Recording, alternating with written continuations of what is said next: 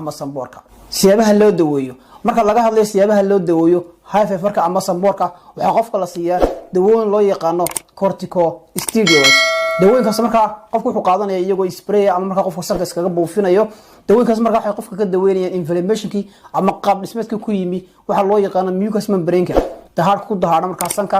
dawooyinka waxa ka mid ah tusaalahaan kale dawada loo yaqaano normoxalin dawada marka waxay hoos u dhigaysaa tusaalahaan kale cunugga qofku marka uu dareemayo waxa kale sidoo kale ay yareynaysaa ama ay daweynaysaa waxa loo yaqaano raynoska biyaha faraha badan marka qofka sankiisa ka baxaya iyadana sidoo kale marka ay hoos u dhigaysaa